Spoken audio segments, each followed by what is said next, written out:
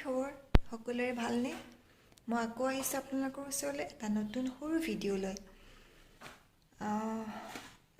আচলতে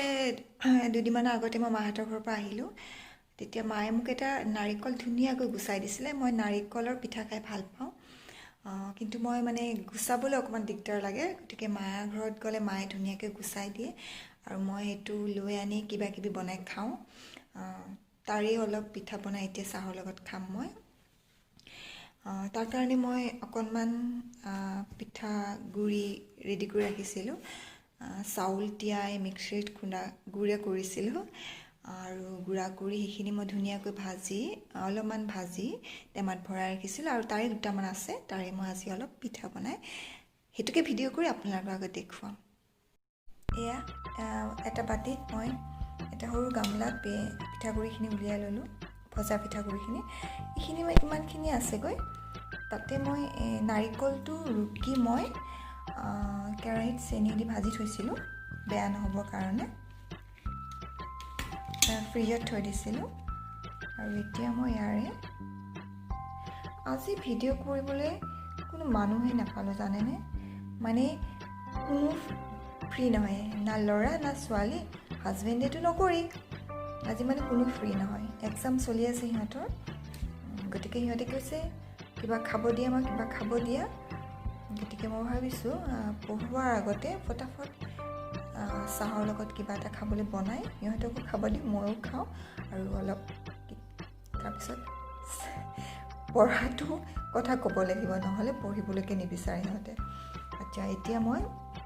ইয়াতে নাৰিকলৰ সেয়া অলপ দিলোঁ হৈ যাব এইখিনিয়ে অকণমান দি দিওঁ 3 চামুচ দিলোঁ 3 চামুচ দিলোঁ দিয়াৰ চেনিও দি দিওঁ হয়তো কম হ'ব পাৰে চেনি 1 চামুচ দি দিছোঁ চুগাৰ মই অৱশ্যে নাৰিকলৰ গুড়াৰ লগত চেনিটো দিছিলোঁ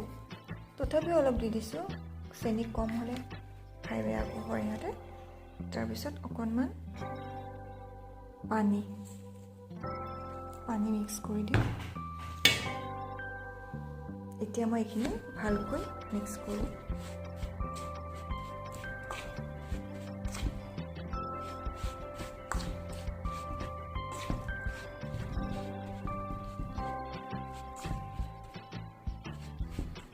পানীটো কম হ'লে আৰু অলপ পানী দিব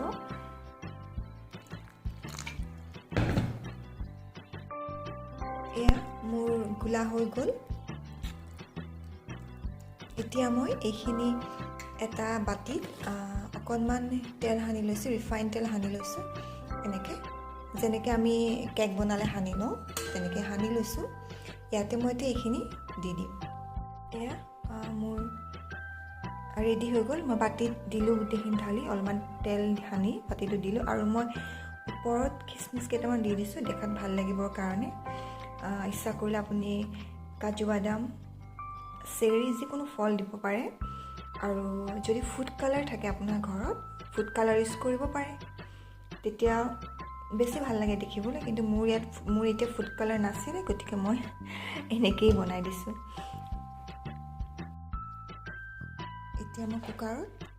অলপ পানী দিলোঁ মই কুকাৰত বনাম গতিকে মই কুকাৰত অলপ পানী দি লৈছোঁ এতিয়া কুকাৰটো মই গেছত বহাই দিলোঁ কুকাৰটো এতিয়া মই বাতিটো যিহেতু পানীৰ ওপৰত দিলে ডাইৰেক্ট পানী সোমাই যাব পাৰে গতিকে মই এডাল ষ্টেণ্ড দিম ষ্টেণ্ডডাল ইয়াতে মই এডাল ষ্টেণ্ড ভৰাই দিছোঁ এতিয়া মই ইয়াতে বাতিটো বহাই দিম বাতিটো বহাই দিলোঁ এনেকৈ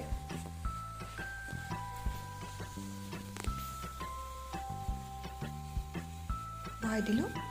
এতিয়া চিমত থৈ গেছটো ঢাকন মাৰি দিম আৰু 10 মিনিট পিছত 10 মিনিট নালাগে যিহেতু অলপ ভাজি থোৱা চাউল গতিকে 5 মিনিটমানৰ পিছত এবাৰ চেক কৰি চাম হৈছে নে নাই এয়া মই কুকাৰটো গেছৰ পৰা নমাই দিলোঁ মোৰ পিঠা হৈ গৈছে এতিয়া অলপ ঠাণ্ডা হ'বলৈ দিওঁ তাৰপিছত মই বাতিটোৰ পৰা ধুনীয়াকৈ উলিয়াই পিচ পিচকৈ কাটিম, আপোনালোকক দেখুৱাম ৰ'ব। এয়া মোৰ টেষ্টি টেষ্টি পিঠা ৰেডি। মই বাতিৰ পৰা ওলাই ৰাখিছোঁ আৰু এতিয়া মই সৰু সৰুকৈ কাটিম। কাটি লৈয়ে মই চাহৰ লগত খাম।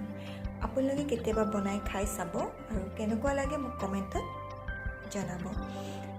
আৰু যদি আপোনালোকৰ মোৰ এই ভিডিঅ'টো ভাল লাগিছে তেনেহ'লে লাইক, ছাবস্ক্ৰাইব আৰু শ্বেয়াৰ কৰিব বুলি আশা ৰাখিলোঁ। ধন্যবাদ।